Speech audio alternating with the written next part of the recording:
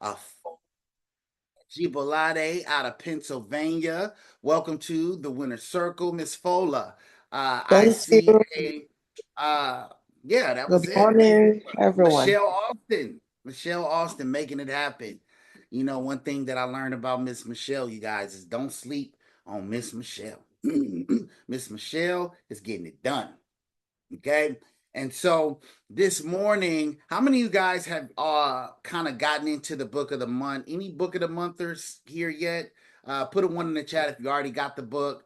Okay, perfect, perfect, perfect.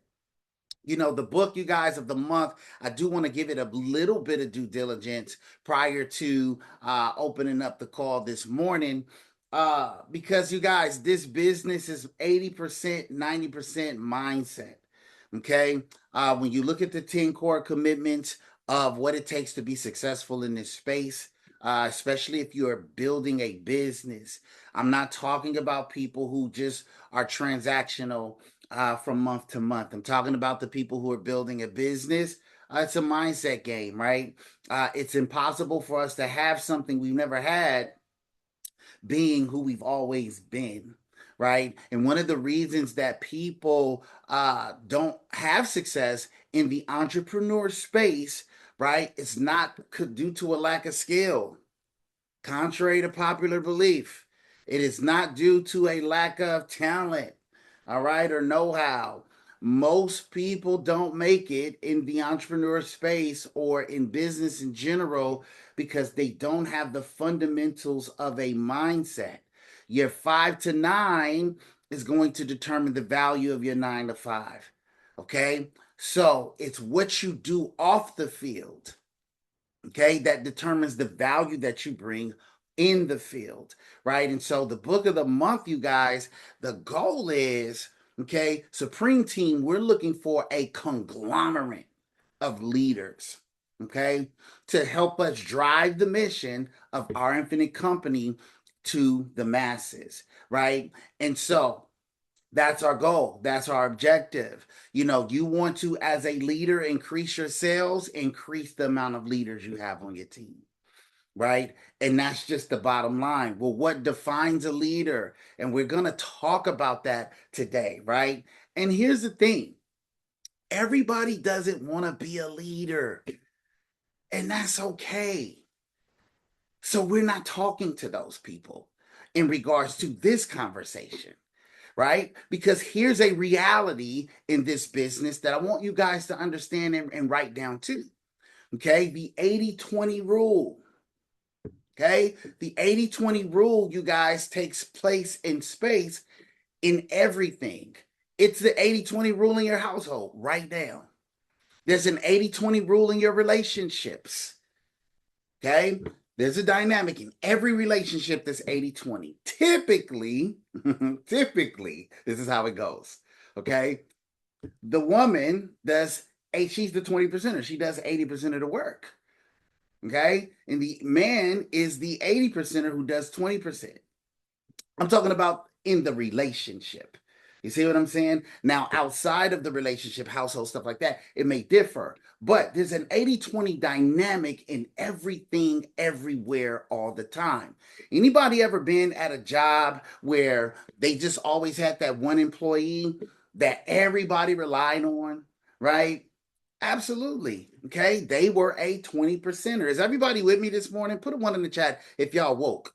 Okay. Not politically woke, but just woke, like physically and mentally woke. Y'all with me today? All right. Good stuff. Okay. So, and thank you for everybody whose cameras are on, fully participating in your business. And so this is why leadership is important. Okay. Especially in this space, right? Because here's the thing, write this down. Clients, Tammy, can make you good money. In this business, you can make above average income just on your own pen, David. Like you can literally write 100K on your own pen here, right? And that's great. Okay. Then there's leadership. Okay. Leadership. Okay.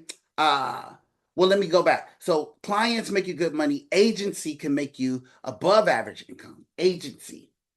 Okay, meaning that you've built a team, right? Because now you have multiple streams of income. You've expanded from just an active income to now having a passive and expansion, what we like to call expansion income in OIC. And why don't we call it override income in OIC?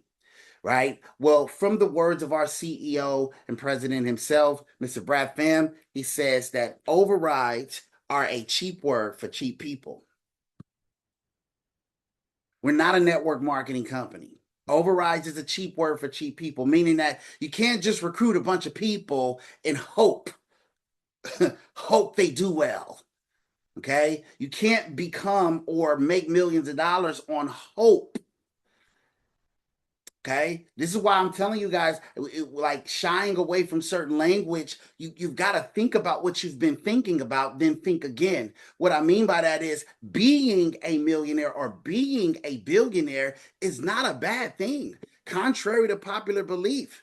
Because what it's saying is, I've become somebody worthy of the income that I create. A millionaire is someone who has the air of someone worth millions in virtue, character, communication, posture, right? And conviction. A billionaire could lose the money and then get it again. So this is why when we say start building an agency, you also have to simultaneously start building yourself. And this is why we have a book of the month. This is why we want to do it with you. See, we don't want to leave you alone in the assignment of becoming who you need to be so that you can have the things that you want to have and do the things that you want to do. So we say, hey, as a supreme team, let's book of the month it together. Okay. So clients will make you good money. You can pay your bills, right? Clients will make you good money. Agency, okay, creates expansion income. It can make you above average income, but you can make staggering income as a leader. If you develop yourself as a leader, you can make staggering income. Okay, so I'm going to talk to you guys today a little bit about the slight edge of a leader. Okay, the slight edge of a leader. All right, and now, some of the greatest leadership books out there, I would say read any and everything John C. Maxwell. By the way, let me give this disclaimer. This is a mastermind call. Those of you who are on this call for the first time, we don't always talk life insurance on this call. It's a mastermind. What is a mastermind? A mastermind is when two or more people come together and create a larger and greater mind. Okay? Based on the fundamental principles that I just explained. Okay? Meaning that clients make you great income. All right? Agency will make you above average income, but leadership will make you staggering income in this industry. All right. So, the slight edge of a leader. Okay. Number one, pen and pad. Those of you, my pen and padders, where y'all at? Give me a show of hands. How many guys show up ready to really, really go to work today? Perfect. Let's do it. All right. Slight edge of a leader. Number one, leaders are doers. Leaders are doers. One of my favorite movies, I can't think of the name of it right now. I draw blanks this time of morning. Y'all forgive me. But it's got my guy, Mark Wahlberg in it, and The Rock. And The Rock is like Mark Wahlberg, some kind of salesman who does fitness, and then The Rock is like some dude that's like a recovering person, and then they like come together and they're trying to like have this $1 billion idea. And Mark Wahlberg's always motivating people, and then on stage he says one of my favorite lines. He says, "Are you a doer or are you a don'ter?" I love that part. Are you a doer or are you a don'ter? There's only two people you can be. You're either a doer or a don'ter. I love that part. I literally watched that movie for that part, and then I'm like satisfied. But leaders are doers, you guys. Pain and Gain. I knew somebody was good. Let's go, Jen. Right? Pain and Gain. I love that movie. Right? But Doers, don'ters, right? So leaders act whether they feel like it or not. They understand that movement creates momentum. Okay. Leaders act whether they feel like it or not. They understand that movement creates momentum.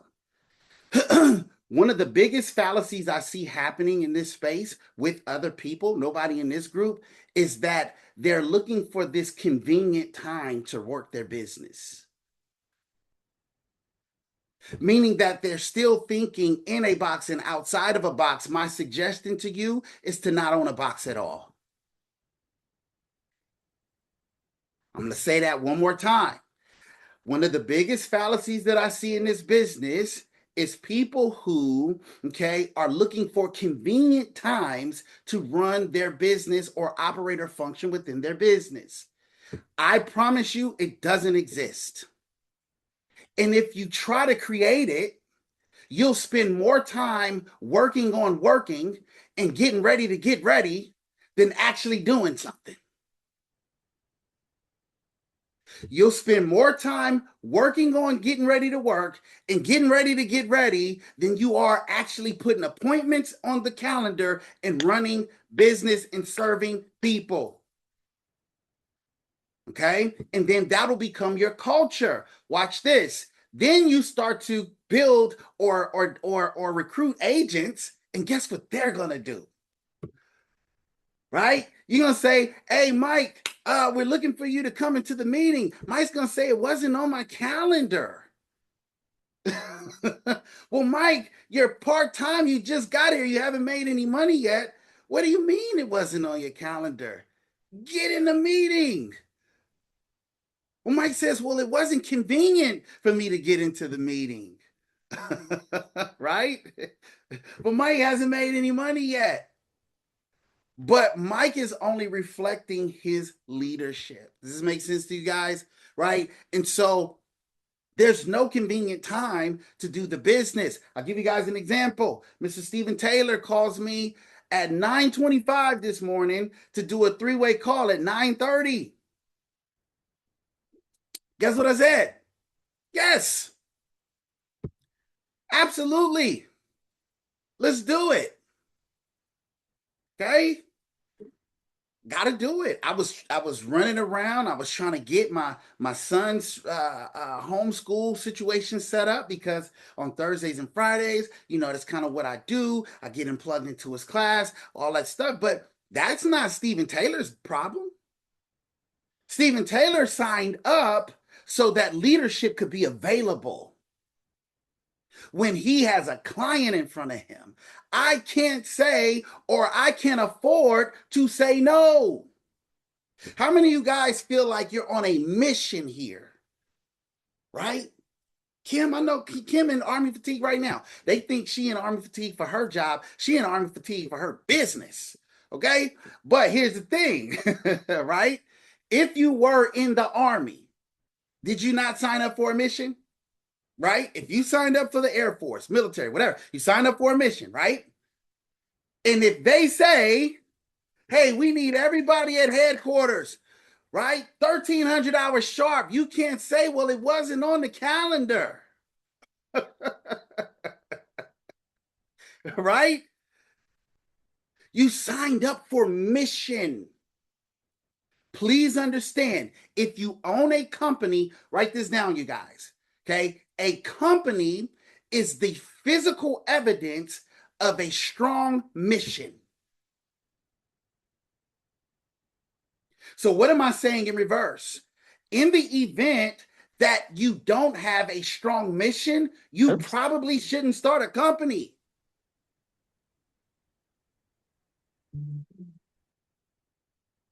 I got an amen from the pew. All right.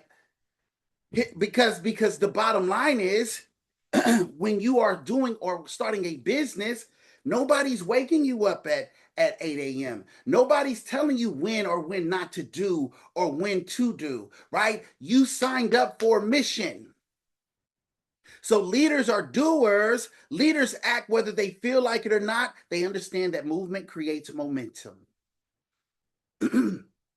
Movement creates momentum. And watch this. The three-way call that was not convenient for me to do for Steven could be the next equity partner in this company. And that's how leaders think. Leaders say, listen, I'm not going to allow my comfort to cheat this person out of a life-changing opportunity. Because you can't qualify yourself as a leader and have that mindset at the same time. Okay? Last thing I'll say, as a personal philosophy, I say this to myself at least one time every day because I'm human too. Suni, how you feel has no seat at the table of decision. Regarding your business, okay? Not regarding my business. Absolutely not. How I feel has no seat at the table of decision. All right? Every morning, we all have two choices to make, comfort or calling. That's it. Okay, number two, pain produces perspective. Pain produces perspective. Leaders gather wisdom through sacrifice, rejection, and experience. Most people avoid the lessons leaders are willingly pursuing. You want to know the difference, main fundamental difference between somebody who's making 10K a month, 20K a month, 50K a month, and people who are just still kind of in the shallow waters of a $1,000, $2,000 a month? Is that they're running from the opposition. They're trying to find a easier, softer way. And it doesn't exist. And if you can sign off to the idea that there is no easier, softer way, it just is. It just is what it is. You're going to be traveling one day. Somebody's going to call you and say, I need you now. You're going to say, hey, my calendar's blocked. And somebody's not going to get the memo, Brittany, and you're going to be in vacation mode. You might be in a bikini coming out of some ocean water in Jamaica, and they're gonna be like, 5 minutes. I got this big presentation. I got 10 people ready to go. And you know what you're gonna have to do? Figure it out.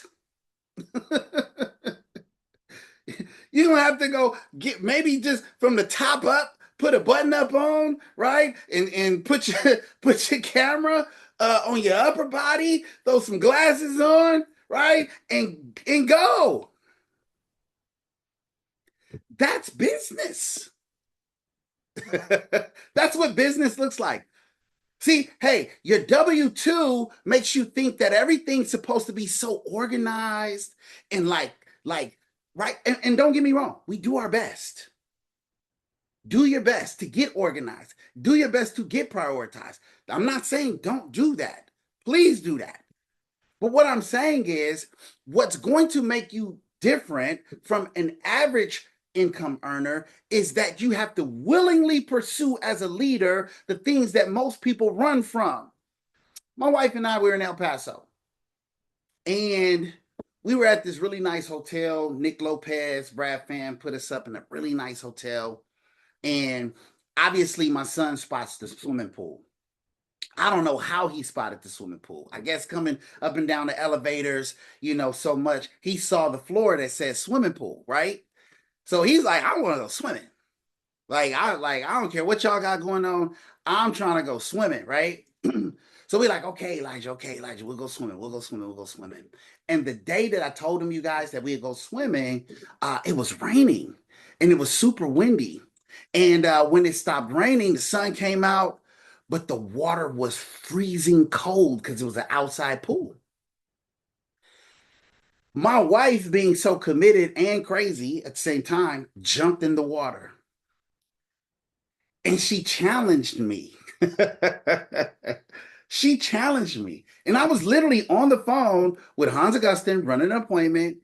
And I was like, I'm going to do it. I'm going to do it. I'm going to do it. And I jumped in that water. It was freezing cold. But the only reason I jumped in the water, you guys, was because I felt like my leadership principles were being challenged.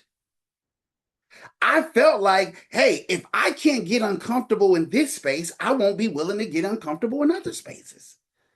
So of course I'm jumping in the water. Let's go. Strip down to the right, and then boom, just hopped in.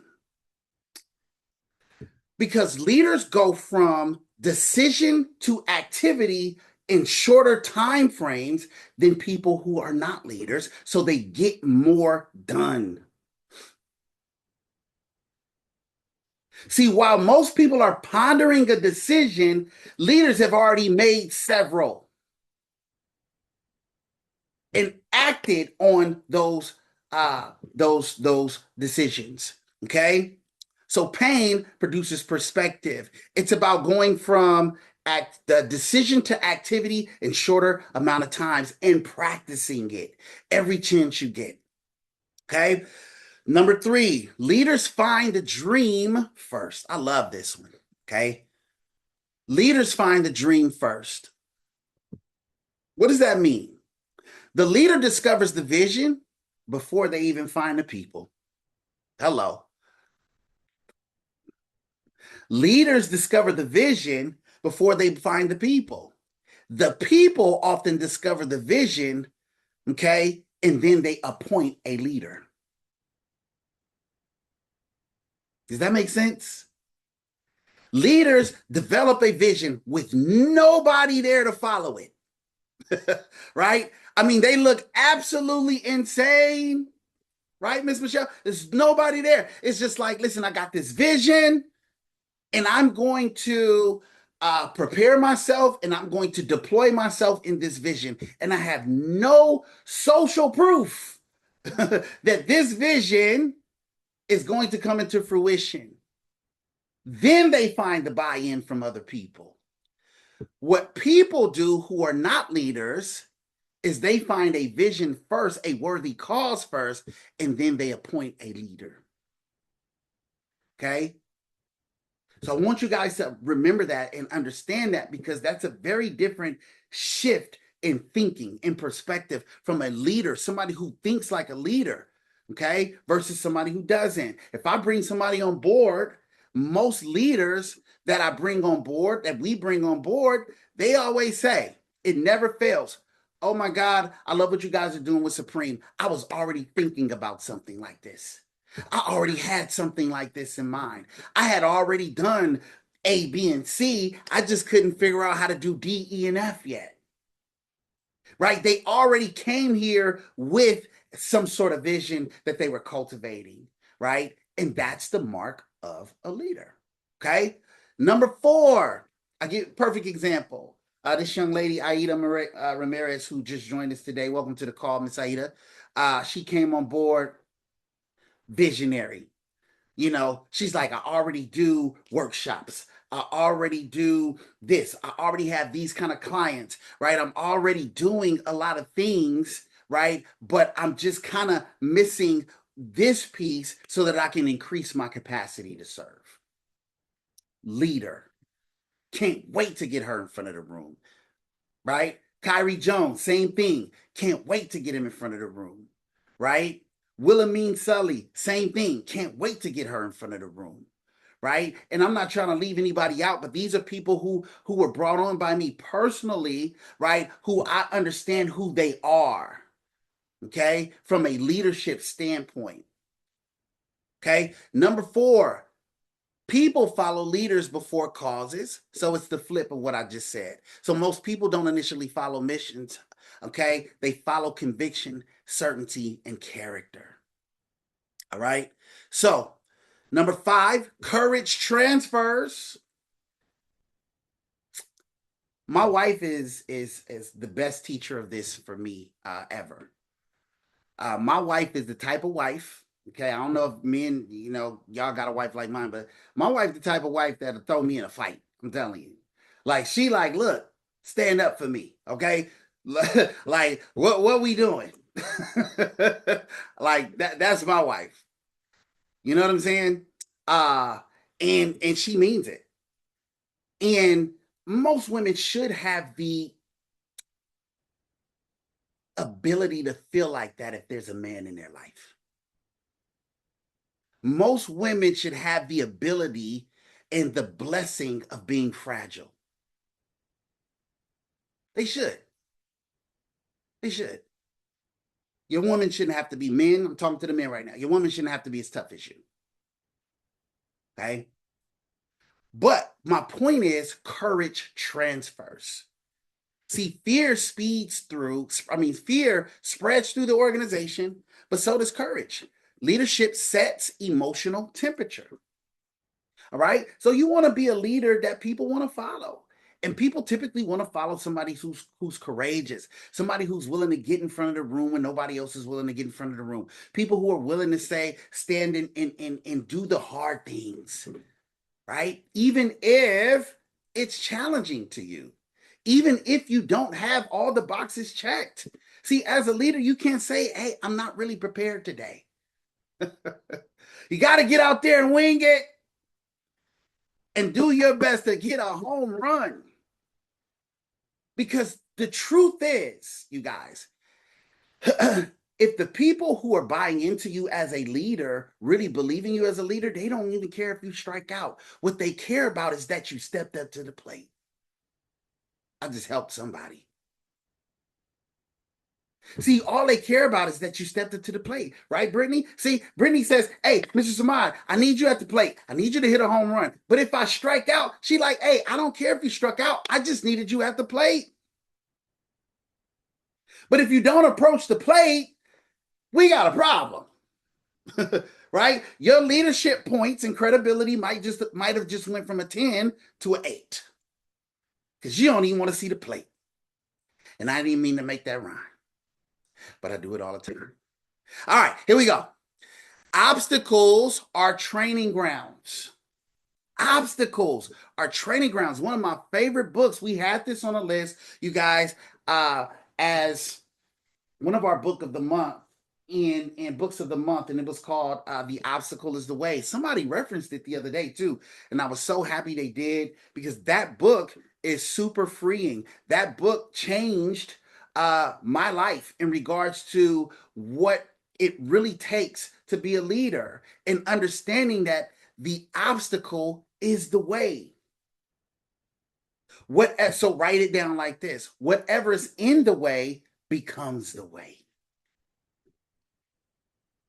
Whatever is in the way becomes the way. See, fear is not certain, it's only a threat. And there's a philosophy that says the moment fear is confronted, fear dissipates. You got to know this stuff if you want to be a leader, right? Because your biggest challenge from a leadership standpoint is going to be facing fears every single day, both conveniently and inconveniently. Getting comfortable being uncomfortable. Okay? So obstacles are training grounds. What stands in the way becomes the way. Resistance develops strength, resilience, and leadership capacity.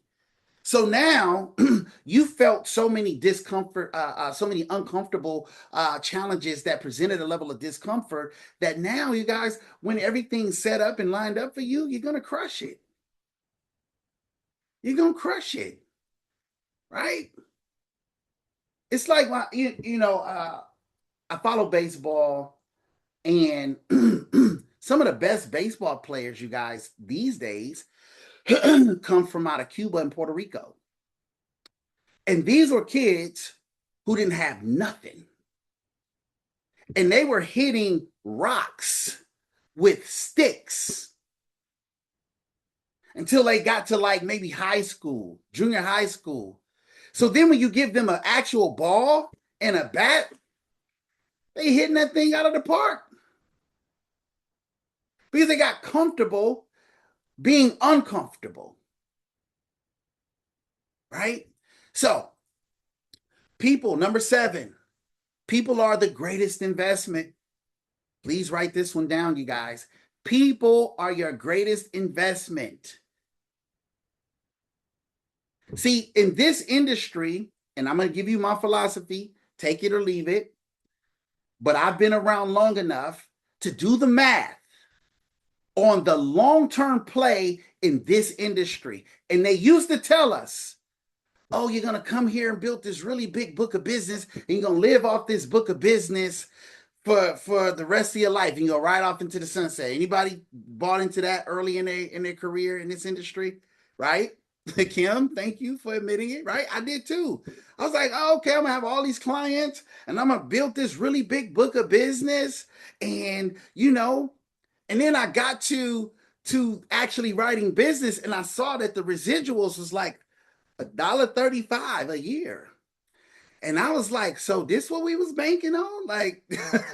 Like, well, how many clients is that gonna take? Right? And I said, well, how do I create the long-term plan here? What is the real long-term blueprint? How are these guys, Tammy, that I'm seeing that been here 20 years, 30 years, making $1 million a month? It wasn't through their clients. It was because they became leaders and built agency. Just telling y'all the truth. That theory is old. It's antiquated. It's probably from the late 80s and early 90s, when the demographic of agents was so small and the client ratio was so big that I could be, so let me give you guys some context. Most people who were in this industry, okay, prior to 2008, and go do the statistics, prior to COVID, okay, were retirees. This was something you did when you retired. Unless your dad did it and then he told you how to do it and then you were in your 30s and 40s doing it. But this industry didn't look like this. And so when you had a large pool of people that you can talk to on a regular basis and build a book of business of 3, 4, 500 clients, yes, okay, I'm going to live off my book of business. But it's a different industry now. The long-term plan is expansion income and pouring into people, but not just clients, agency. See, more than cryptocurrency, gold, real estate, people are your best investment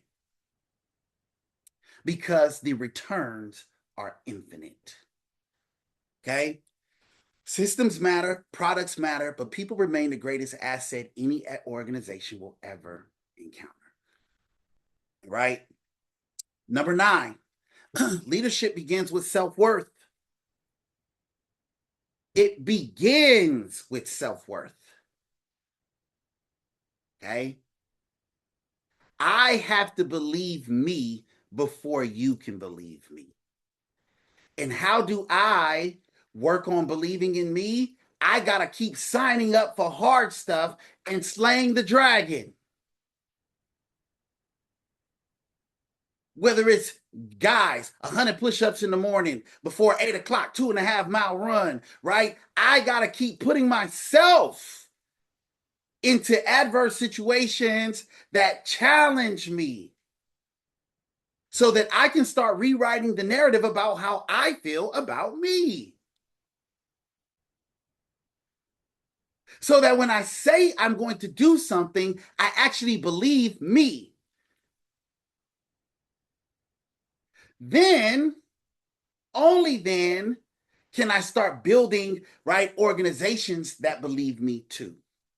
Because the first thing they're going to buy into is my belief about myself. Okay? But if I'm a little like, I don't know, this is why I always say, be aggressive. Stay on offense, not defense. Business is a game of offense. Speak on your business. Show up. Be vocalized. Be visual, be hyper visualized. Stay on offense, not defense. Okay? Because people are watching you, future leaders. Okay? Number 9, authority comes through alignment. A private carrying orders of a general possesses authority beyond his rank. Okay? Alignment with mission creates power. Okay? Alignment with mission creates power. One of the things that you'll realize if you pay attention to it is once you reach a certain threshold of income, Kim, right? Because, I'm talking to you because I know one day you'll be making like $1 million a month here. You know, and at some point, it's going to be beyond the income you could create. You're going to be looking to empower yourself through position. And empowering yourself through position comes with proper alignment. Who's around me? Who am I choosing to be around? Okay. Who's in the room and who do I appeal to in the room? That's a skill set. Who am I talking to when I'm talking? That's a skill set in a room full of people.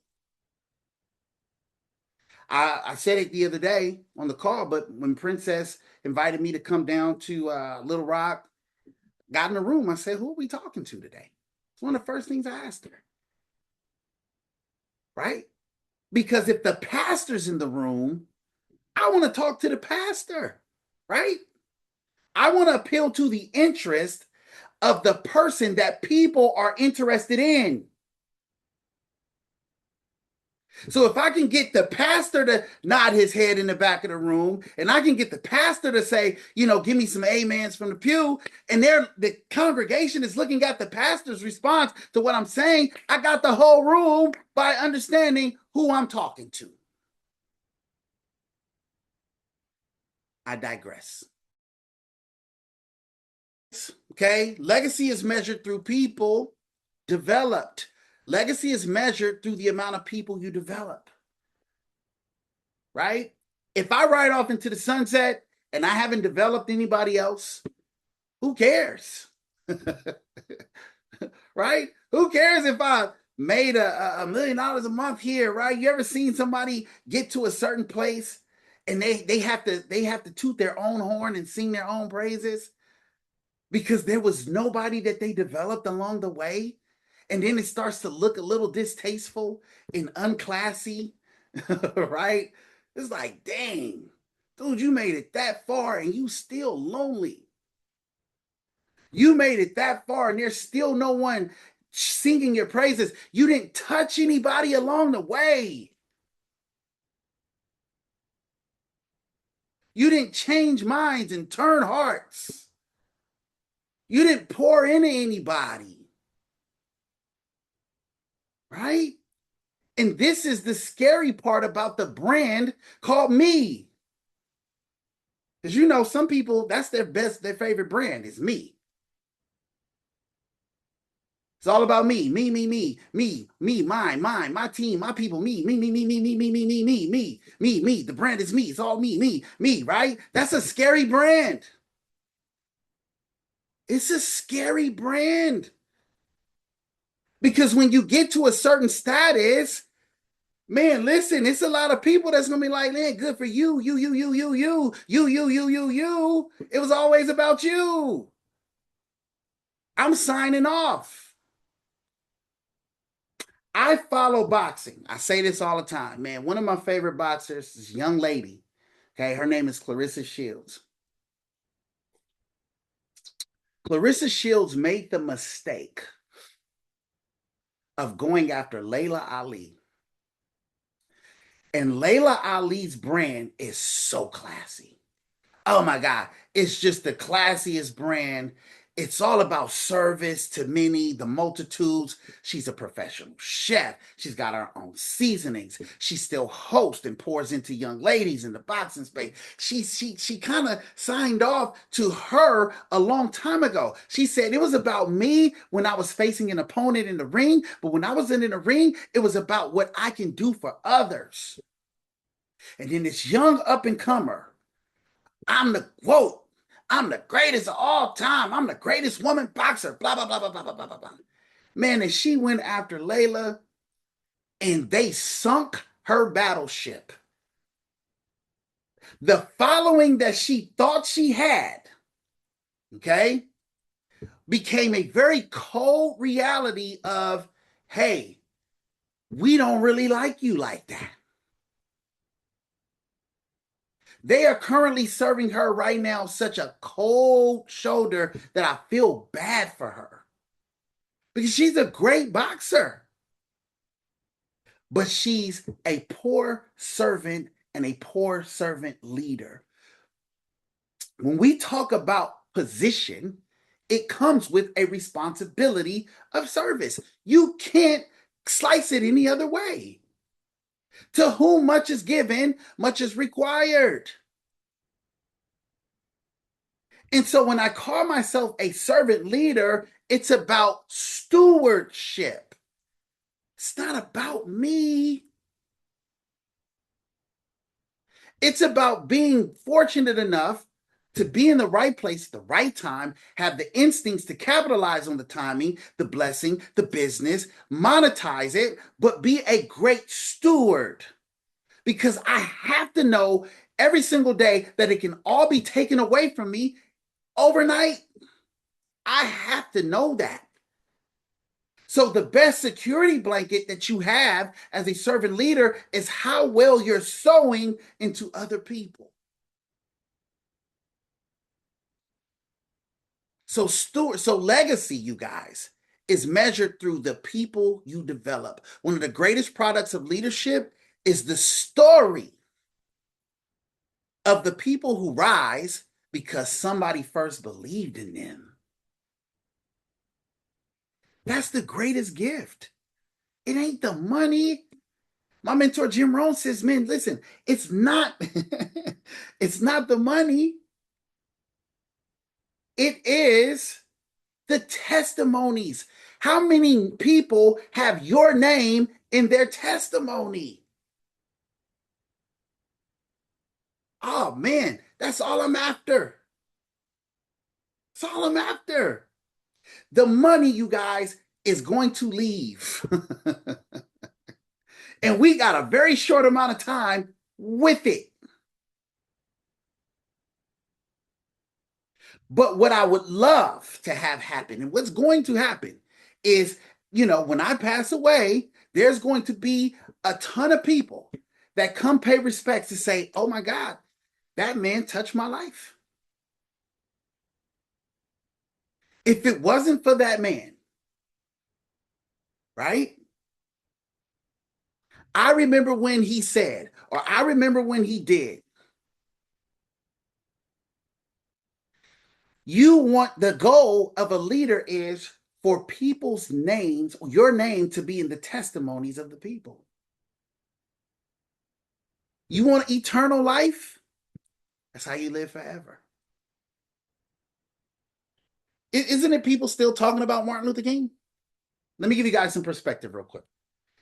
People like MLK, JFK, right? People like, let's go entertainment. People like Bob Marley, right?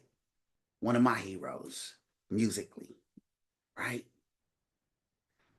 Aren't people still talking about Bob? Are the people who are talking about Bob, did they ever really know him personally? Even when he was alive, did they know him personally? Watch this. I'm going somewhere with this. People exist more in our minds than they do in our physical realities.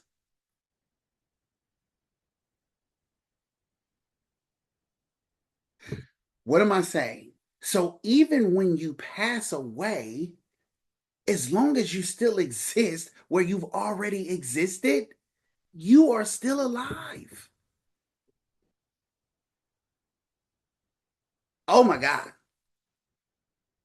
That's amazing. See, I haven't seen Marlena since California. Before that, I hadn't seen her since convention. But she's alive in my mind, right? I'm alive in her mind. So if I were to pass away, as long as I was still alive in her mind, I'm still alive. It's no different. I may not physically be here anymore, but I'm more alive in the place that I was always more alive. Does this make sense to you guys? I hope I didn't lose nobody. Okay. Right? Okay. So, final thought, you guys. If you were watching your own movie, this is great stuff. I asked myself this the other day, and it was scary.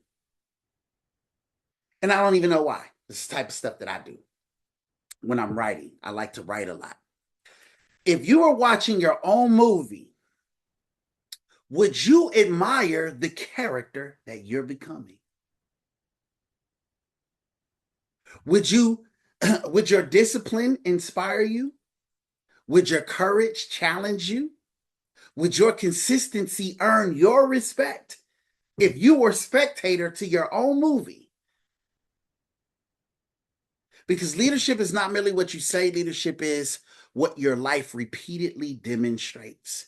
And the slight edge of a leader is this: doing consistently what others only intend to do occasionally.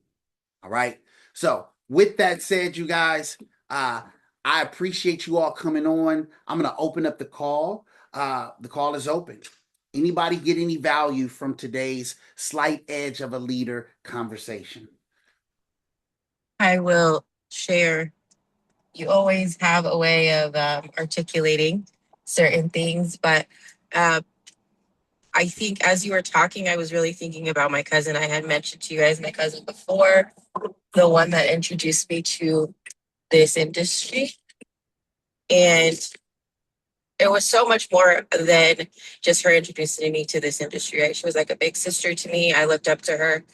But one thing is, at her funeral, there were over 700 people. Like, we were busting out. We had to do 3 days of viewings because so many people were touched by her. And that's something, and it's so interesting because I always talk about the person that told me you're going to lose a lot of friends in this industry. And that was her mother, which is so weird because her daughter was the total opposite. Like, I'm not losing friends over anything, right? She's had friends forever, different groups. All of them came, all of them touched by her. Even though she had her policies, one of her best friends started a GoFundMe and they raised over 800,000 for her, Wow. which still went to those other schools. So the impact that she was able to make in this world is what I strive for, right? And I never knew how to really articulate that. But how many people say your name in their testimony is a great way to say it. So thank you. Thank you for always sharing your thoughts and your a great articulation of those thoughts. Thank you. Thank you. Listen, I'm honored to always serve you guys. And it means a lot coming from you, Marlena. And that's amazing what you shared. Um, you guys, like that's what it's all about at the end of the day. You know, she said her aunt, you know, had that many people at the service to pay respects to her. I've known some pretty popular people, and then I've known some very impactful people. And the impactful people may not have been as popular, Kyrie, right? But when it came time to memorialize them and commemorate them, uh, there's always a lot more people there for the things that matter the most, right? Sometimes, and it brings me to this, why I joined OIC too, you guys. I saw a brand of success that aligned with a level of ethics that I wanted to be represented by, and I wanted to represent for my children and my children's children. Make no mistake, I'm from the streets. God has blessed me to transcend so much. And reflecting and leading out of my life of being somebody from Oakland, California, and all that stuff we say, I did not want to represent a culture that represented a brand of success to me that misrepresented the values that meant the most to me. So when it came to my relationship with money, please understand that that was a challenge. And so when I came into this company, I said, oh my God, like here are a group of people who have the income and the upside potential of income, but it's for legacy. It's purposed for legacy. And because it's purposed for legacy, right, it has all the right ingredients. It's not about a Rolex. It's not about a Ferrari. It's not about a Bugatti. And your leader, Brad Pham, is the poster child for that culture because the man can afford whatever he wants to drive. He can live wherever he wants to live. I know a few things about him. I won't disclose it, but he's one of the most humble multimillionaires you will ever see. And the culture of a company reflects its leader. That's one of the biggest reasons that I signed on here. Because I said, man, I could actually, Marlena, bring my kids here. Right? Like that meant something to me because I don't want the brand of success to be represented by people who don't align with my values. And I want to be commemorated and memorialized the way that your aunt was. And I want to create a culture of people who make that kind of impact. My cousin. My Your cousin. cousin, My cousin. your And I cousin. also just want to say, we talk about meetings and you never know what you're going to hear on one meeting. You should always attend. I'm actually on my way to a funeral. And last night was the viewing. And again, people are like, wow, there's so many people here. But this person was in his 80s, right? So he has a Yeah. lot of family, friends, all of that. My cousin was 36. Wow. Um, but yeah, the timing is always great. You always know. I don't know how you know. Like I just passed a board from the Coliseum that says legacy. But yeah, you never know what you're going to get on these meetings and how it's going to impact you and who's listening. So That's if right. you have something to share, also, right, you don't know who's listening and what they're going through. That's right. That's Thank so you. true. Thank you, Marlena. Um, yeah, you guys, that's why I joined our Infinite Company. But I don't want to anybody else. David, you had your Hey, hand up, brother. brother. Go ahead. I'm sorry. Go ahead. Go ahead, Mr. Taylor. Go ahead. Hey, I just all I want to say is the culture is what keeps me here, even when things don't don't look like they're happening. But the culture is what keeps me here. You, Marlena. I don't want to start naming names. It's everybody. You guys, you guys keep me here because believe me, in 50 years, I've been in a lot of very toxic cultures in this space. Um, and it's what keeps me here, brother. My faith in the leaders, my faith in believing that this was a divine appointment that brought me here. And, you're teaching this old guy a whole lot. So if I'm still around when you pass away, I'll find a way to come and pay my respects, but it's probably going to be the other way around. But there's so many of you that have meant a lot to me, and you know, had an appointment that was confirmed this morning. I mean, that was confirmed, you know, for a client, and didn't show up. So it's like, here we go again, Lord. But you know, but then a challenge with the 3-way call, but you said do it. So I'm forever grateful for this platform, for everybody on this platform, everybody that I've met personally, all the new guys. Take it from somebody who's been doing this for longer than most of you have been alive. You're not going to find anything like this anywhere else. So I appreciate it. Love all of you guys. Man, we love you too, Mr. Taylor. And I'll say this, brother. You know, it's just a little book that I read, and it says, you know, when one door closes, another door opens. Right? Just gotta stay faithful, brother. You got it. You got it, brother. You got this, man. All right. Let's go, Stephen Taylor. Let's go, Stephen Taylor. I see Let's go, David up, George and Ridley. I'm sorry, I I got see to a Betty, return. and I see a Betty Hall. But go ahead, David. You were first, then Betty. We're gonna come to you. Yeah, I'll be very brief, but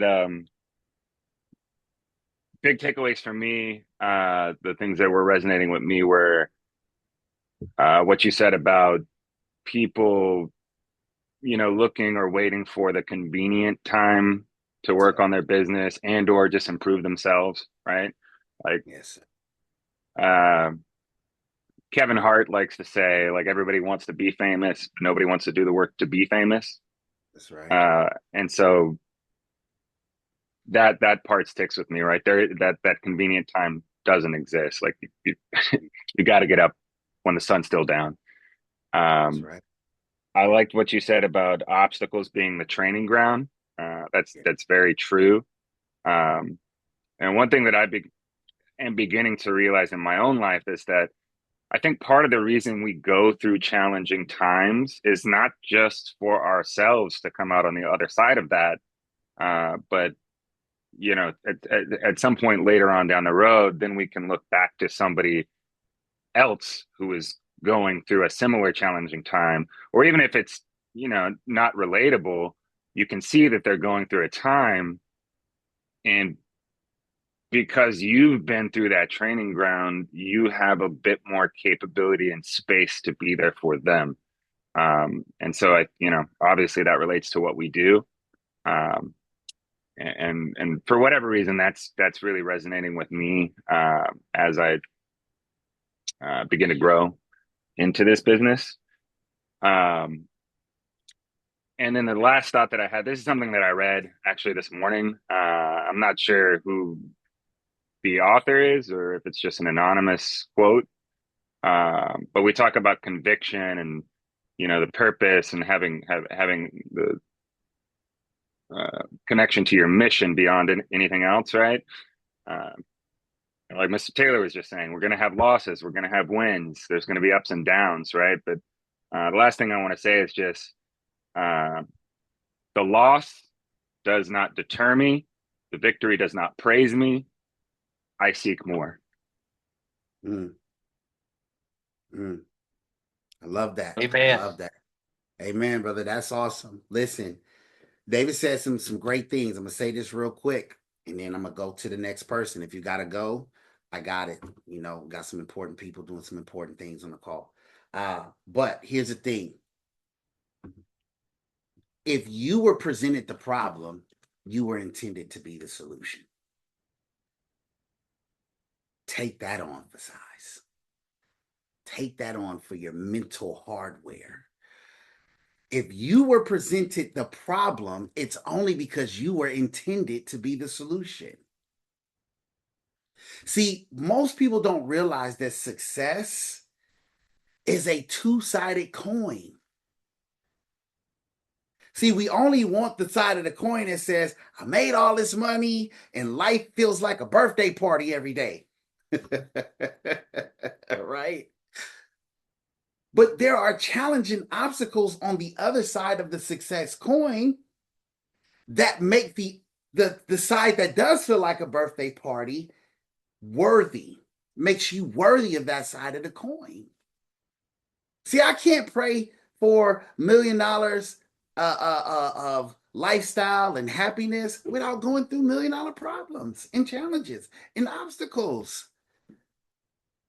So I have to understand that now I got to flip that switch.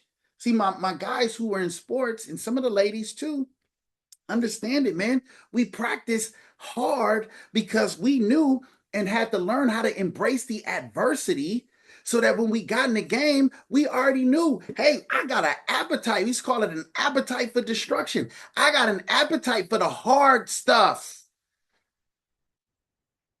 so that I can, when the easy stuff gets here, it's cake, it's easy. So the mental flip is, and I'll say it like this, Dr. Miles Monroe said it. He said the reason that the lion is considered the king of the jungle is not because he's the biggest or the strongest. He's just got the biggest appetite for the hard stuff. He's got the biggest appetite for the hard stuff. So instead of avoiding the hard stuff, we got to learn to embrace it and love it. Love the journey, not the destination. I get no-showed every day. Nobody will ever know about it because I can't complain. I don't know how to. I have lost the ability to do so.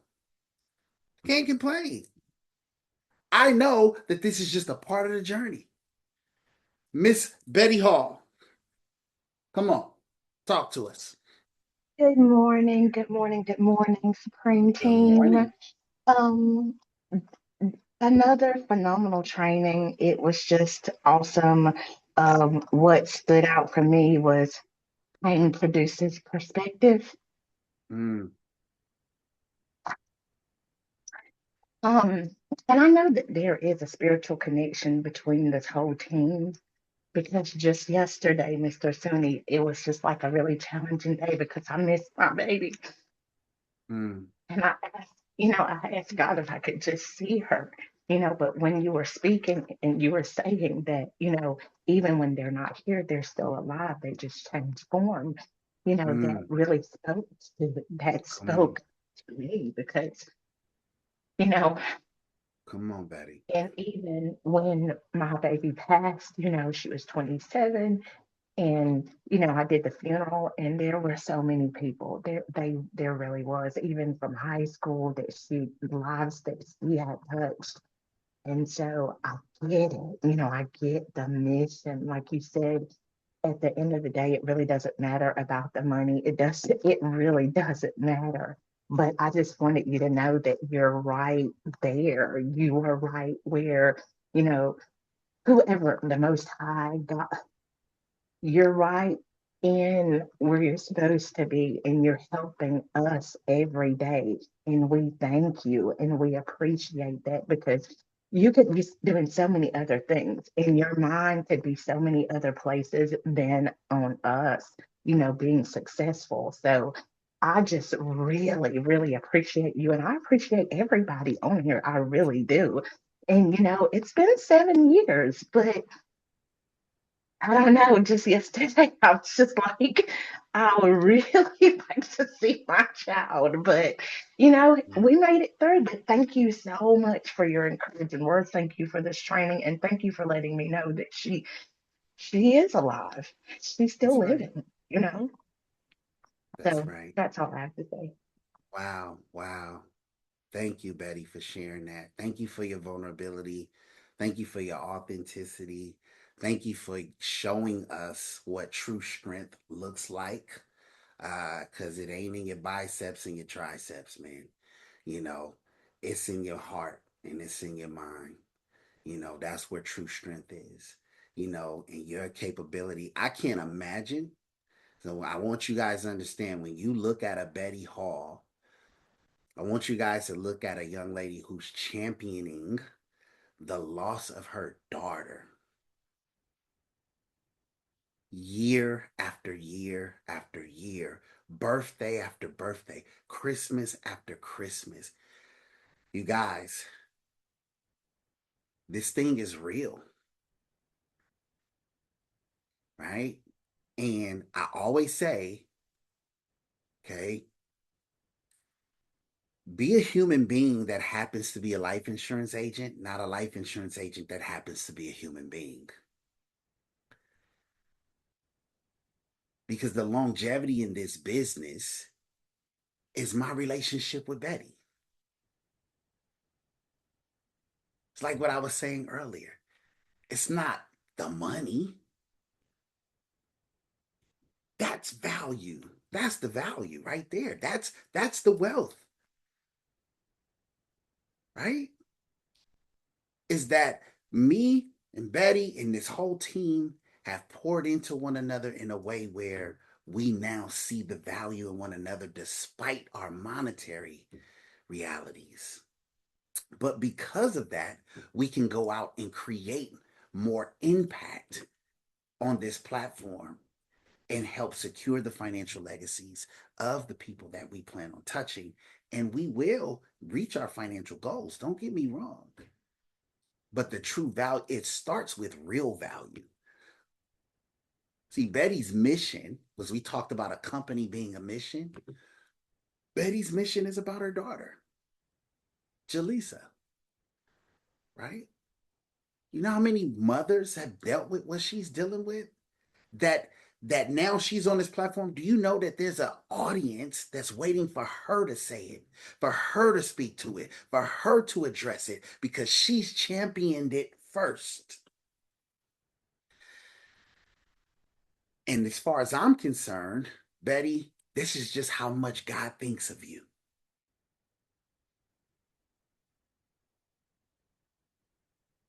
That's how I see it. So, yeah, he thinks so much of you that he puts you in a unique set of circumstances Amen. like this so that you can be one of the people to go out and speak to other women who and men who have lost a child, you know. So we love you, Betty. Thank you so much for your vulnerability this morning. I know we're a little over, but hey, must be a strong call. Nobody left yet. So anybody else want to share, want to open up before we wrap this up? Miss Kim, you can speak Hey, right now? No? Okay. hey, Hey, I'd like hey, to speak. Marilyn, I can't, Renato. I Hey, cannot put my camera on, guys. I'm in the no middle worries. of doing some medical procedures. Um, but can I just speak a real dirty word to you guys? Yes, That ma'am. comfort, right? Yes. We are the people who are comfort destabilizers. Because Mhm, let me tell you that the victory that you guys are looking for, the overcoming, is not unto comfort. It is unto more responsibility, right? The what you get for doing things well is not comfort. mhm, It is you get to handle more. And so like just Suni, I was just listening to you, and there were such powerful words in there, but like one of the things that hit me was like, would you be would you like your story? You know, mhm, would you be excited about your story? And mhm, that feeling of like we people every day, we meet with people every day who are looking for that C word, right? mhm, And mhm, we want them to have comfort, but we mhm, also want them to be overcomers, and you cannot overcome unless there's something you're fighting against, right? mhm. So I love everybody always says it's training for reigning, right? But we it. you know in the Old Testament, look, the people entered the promised land. Guess what? They had to fight. The yes, the vineyards were already there, everything was growing, but the whole thing, they don't get the promised land handed to them, right? They still have to choose to fight. And Right. so like some of you guys are looking for a promised land, and I'm just, I'm here to tell you, guess what? You're going to get it through fighting for it. You know, because something given to you for free will not be worth it. It won't. Come on. Come on, Miss Marilyn. Thank you. I love that. She said comfort is a dirty word. Woo! Right? It's so true. It is so true. Thank you. That's perspective. You know, I say it the way that I say it is get comfortable getting uncomfortable, right? Don't think outside the box. Just don't even own one. Don't even own a box, right? There's no such thing as convenience, and you came right in and aligned with everything we were talking about even earlier in the call, when we were talking about a company is really the physical byproduct of a strong mission. And if you are missioned, right, you can only be commissioned when you are missioned. Don't we all get a commission, right? So if we're getting a commission, that means we signed up for a mission. And that's why you are commissioned. All right.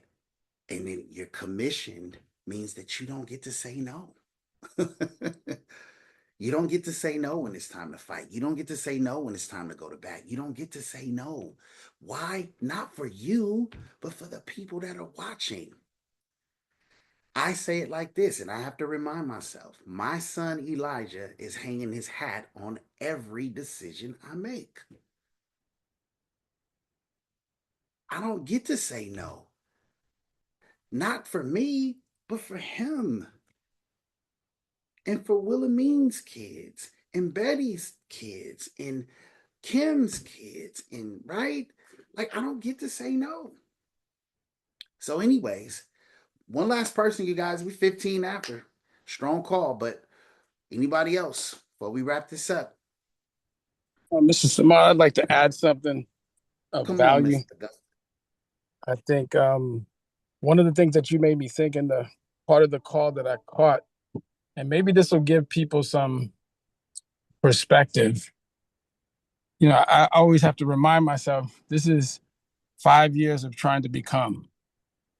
Hmm. I tell people what I'm trying to explain to everybody is that I remember, you know, I'm very clear that I was not, I had to fight for the right to be present in my life because there was a health challenge, there was an impact. There was things that I had in my mind that were slowing me down, and you have to fight for it. So that sometimes you think that the arrival point is quick. It's actually not, guys.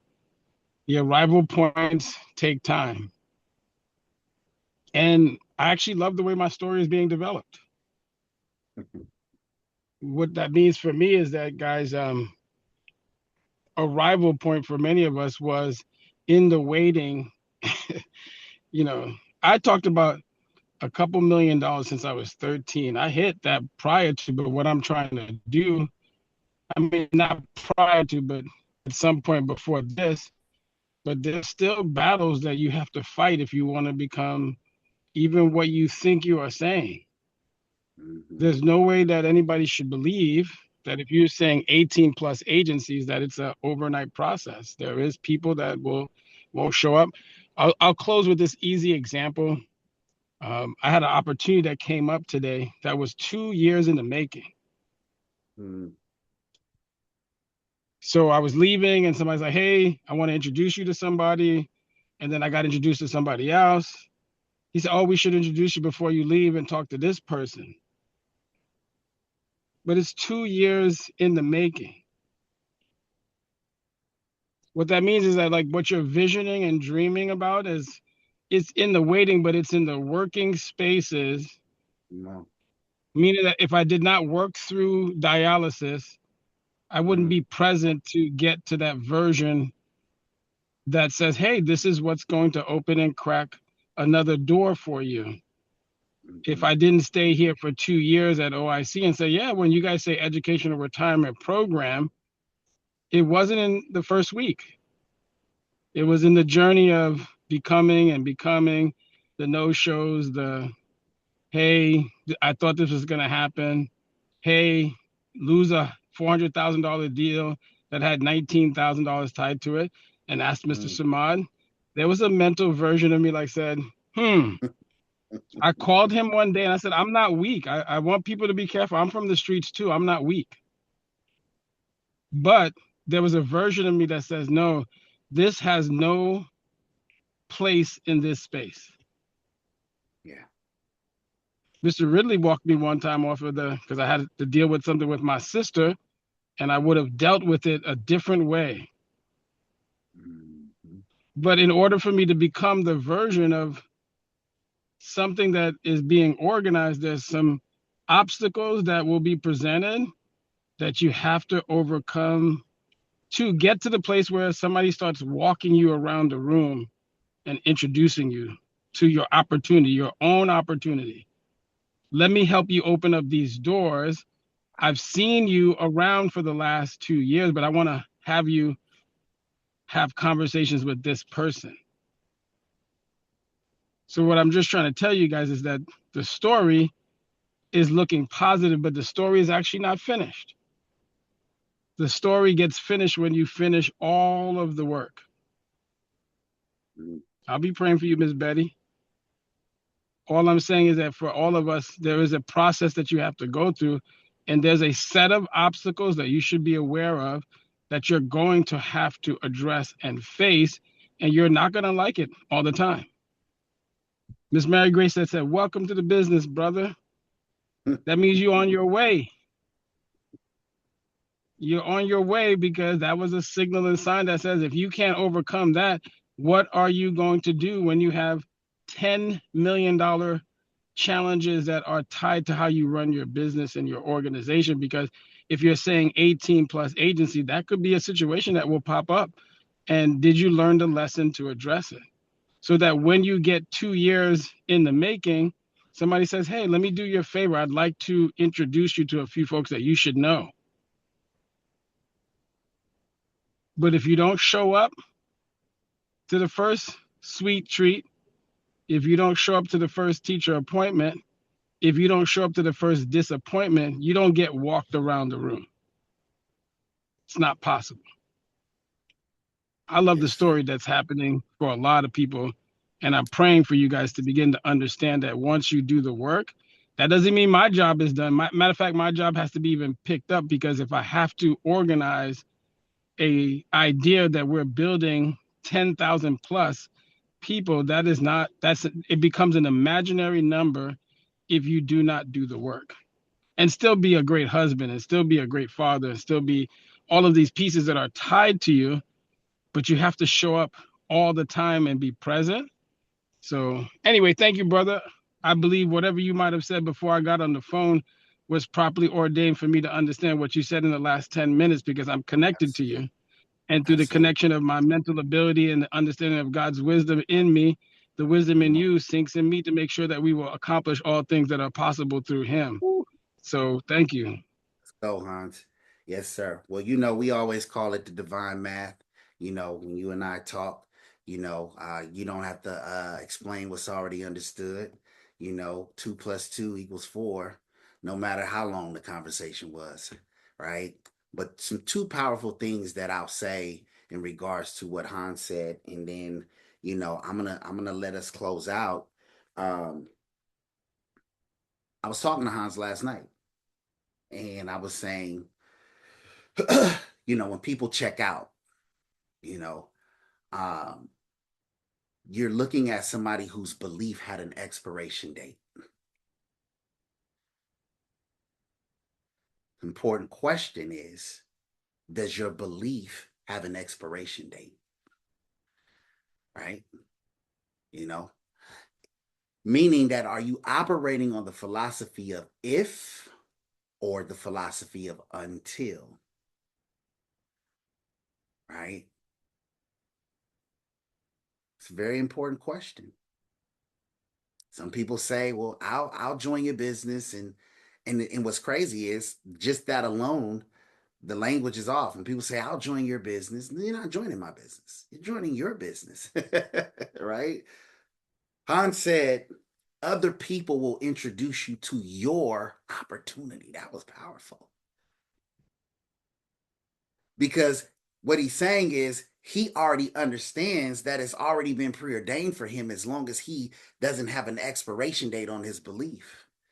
It might take 2 years. It might take 18 months, right? For him to crack a real code to like say, hey, now I'm at a consistent 20K a month. I'm at a consistent 50K a month, but my belief didn't have an expiration date. And I know that, hey, every person that I'm talking to isn't introducing me to an opportunity for them or with them alone. They're also introducing me to my opportunity that I already envisioned for myself.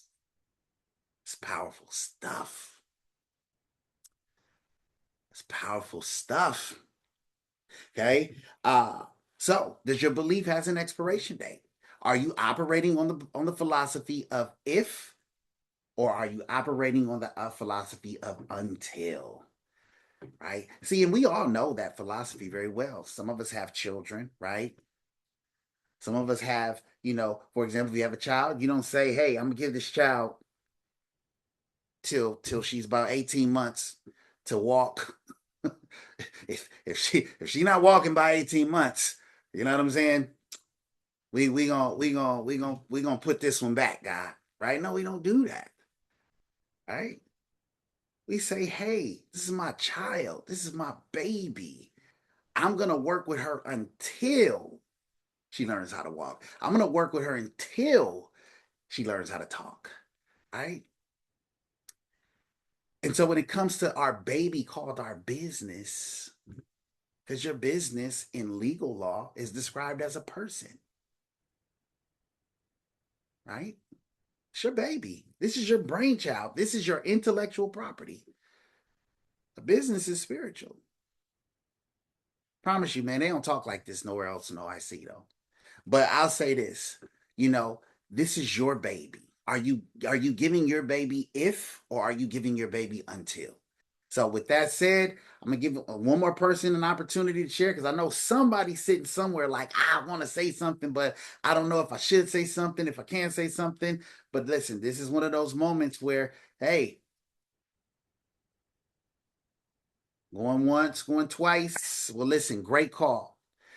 Tomorrow, please, everybody mark your calendars. Tomorrow is our Getting Started Right, okay, training. All right. Getting Started Right training. It happens once a month. If you've come on board and you have not gone to the Getting Started Right yet, you absolutely have to be there. It's from 11 a.m. Let me double check before I start saying times. 11 a.m. Central. Okay. It is the full Monty. Okay. The team comes together. We do a full-blown presentation. Okay. We talk about our F&A structure. We do a formal orientation. And it is a conglomerate effort of all the leaders on our platform. You guys, it is an amazing, certifiable training. If you've already gone, I suggest you go again. Okay. Getting Started Right. Okay. You want to be Getting Started Right certified. So make sure you are there tomorrow for our Getting Started Right training. With that said, listen, it's been an amazing call, you guys. I appreciate it. I've learned so much today. I've taken so many notes, and it's always an honor to serve. I appreciate everybody. I'll see you guys on the next one. Peace. Thank you, Suni. Yes, sir.